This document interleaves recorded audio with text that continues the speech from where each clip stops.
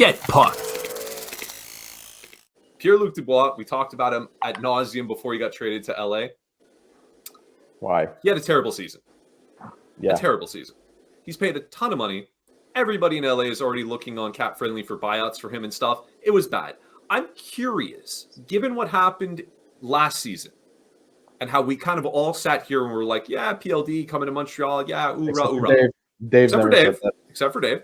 If LA calls and says, we will offer you PLD Montreal at pennies on the dollar, we'll take back one of your contracts, like a Christian Dvorak, for example, and we'll withhold back a big chunk of his salary. Would you be interested in PLD now after the year he just had? Let's start with you, Peter.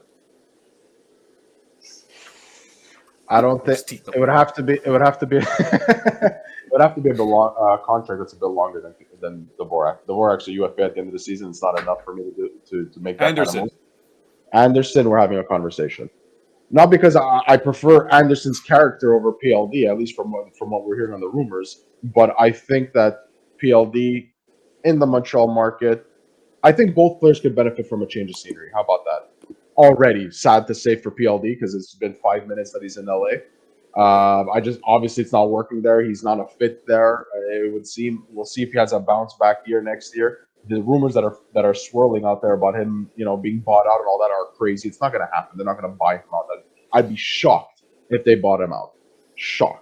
Because they'd be paying that contract for so long. No, I think they'll look to trade him if they're actually going to look to trade him, or maybe they say, "We'll wait another year and see." If I'm Montreal, I strongly consider if it means that PLD we get him at half the price. Half the price. Half the price. If it means that we're moving a Josh Anderson, that's also a bit of a long-term contract as well. And you're telling me that we could get PLD for a little bit less, I would strongly consider it. My only concerns with this now, and I go back to what Dave has said, is the character in the past. The character issues now are kind of really apparent now.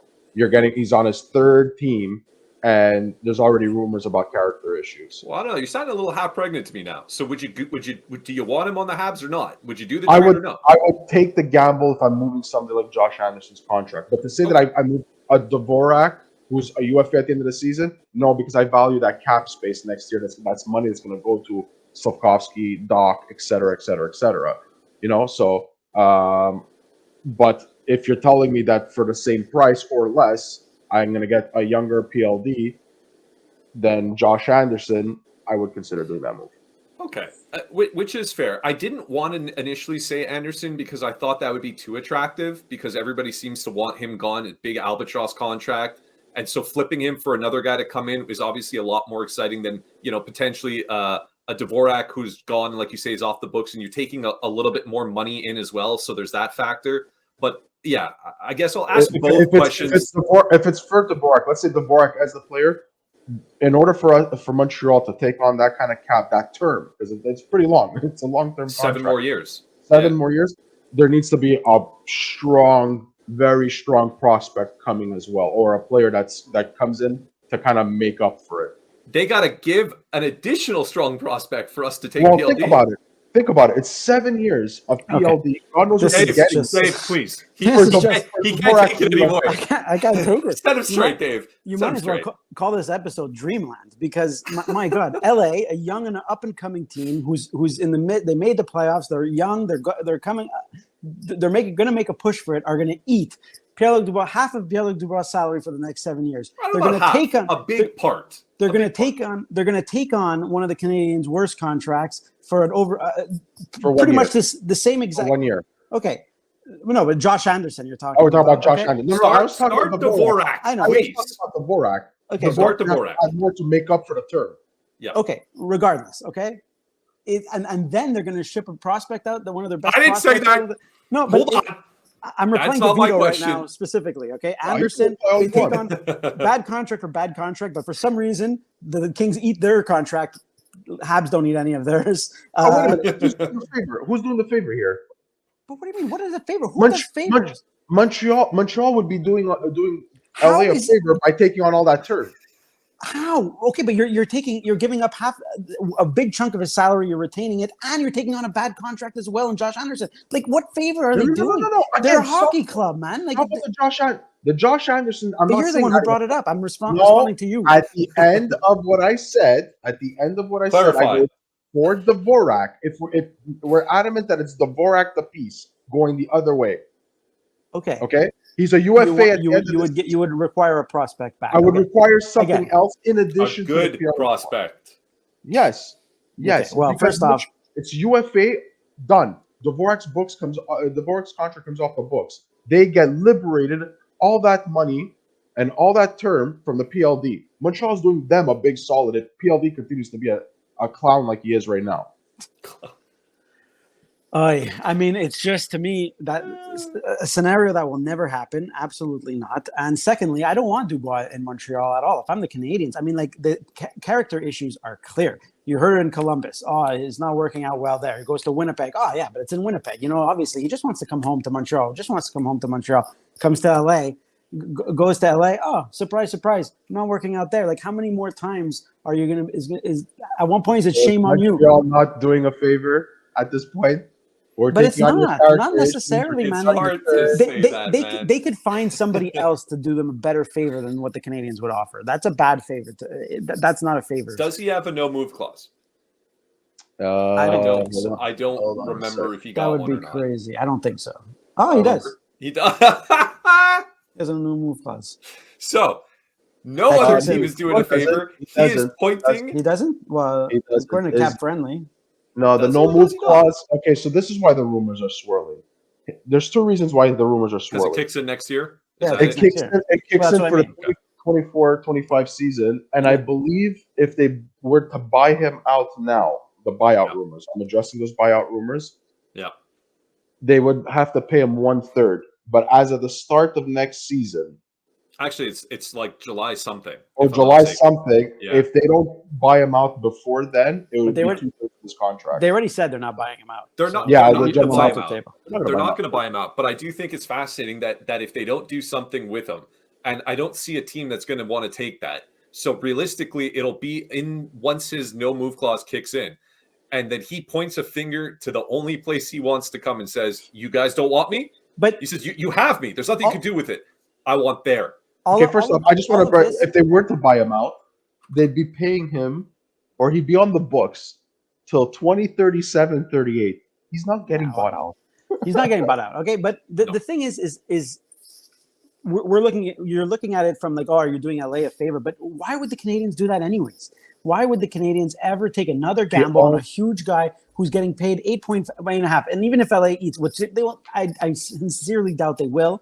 Like, They won't eat half. But let's say he's $6 million contract. Let's say The only way Montreal takes him, and this is what I'm trying to say, is if there's something in addition to that makes it extremely enticing to say, I'm going to take PLD, we'll work with him, and try to work these characters, but it's that other piece that we really want in addition. That And can never happen. Yes, Never. also, and beyond that fact is that if that prospect doesn't work out, now you just gambled away again and you're stuck with a huge contract again. And then he's really never going to get traded if he comes to Montreal and doesn't perform. You understand that? Like that, then the Canadians are stuck with him. He's not getting moved to another. There's not try number 5. I think you'll have Hold on people a that be open. I think you'll have people that are open to this idea if it's moving one of the bad contracts that Montreal has of a player that is getting by Josh Anderson. They're not going to take Josh Anderson for him. That's not going to happen. You're adding additional prospecting. I also think is absolutely insane. I don't think LA would ever do that. He'd be fired on the spot if that ever happened. But assuming some way somehow this does occur, and LA does say he only wants to come to you guys. We know we're a little bit behind the 8 ball, but we'll just keep him. So you're not going to fleece us. But we understand his big money is too big for you guys. We'll hold back and make him a $6 million contract for you. You give us one contract to get off your books. You got to fit him in. What was the highest he's ever gotten point-wise? 64 points, you said? 64 points. 64 63 points. 63 in Winnipeg, right? In his last Yeah. year? Okay, he goes to LA. He goes to LA last year. What did he get? 40. 40. It was terrible. Terrible season. He was playing fourth lineman. It was terrible. Let's say he's a 60-point player. Everybody thinks he's got another gear. Let's say he's not. let's say he's not, and he's a 60-point player. To Vito's math that he likes to say, it's $1 million per 10 points. Yes, I get it. If he comes in at $6 million and he only ever puts up 60 points on your second line, is it so bad? Yes. Okay. That is one opinion. It is. It's my opinion because there's proven instances of him not getting 60 points, including the latest year. And, you know, it's just, to me, his last year in Columbus also, he had, 49 points. Like, there's too many instances of it not working out. Instances of Mitch Marner not getting 90 points. You can't look at it that way either. No, there's not. There's not. There's been seasons of him not getting 90 points. Yeah, look how many games he played. 50. Go look. Mitchy. I'm doing this on the top 69 of my and head. 82. Yeah, okay. And yeah, that was the only season. And his rookie. Okay. It was his rookie year. Then he got 94 and 82, 67 and 59, 67 and 55, 97 and 72, and 99 and 80. We're not talking about Mitch Marner anymore. I'm not comparing Marner to Pierre-Luc Dubois. Okay.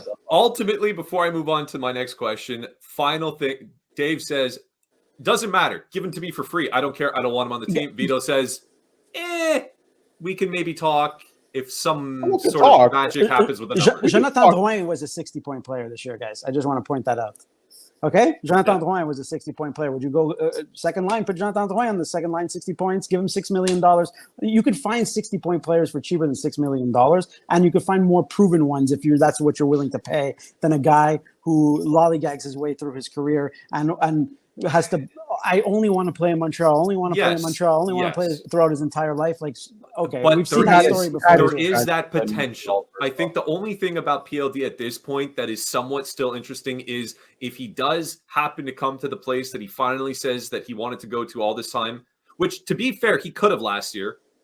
He could have come here. What other guy? He did not come here. He chose LA. He could have come here. This guy is in year 8 of his career. What other guy in year 8 it still has potential to grow? 60, it still has potential to hit more. I agree. Listen, I saw the light. I thought he was a foregone conclusion coming here. He chooses LA. I said, okay, we're done with that. Then he has the season he has, and I'm thinking to myself, wow.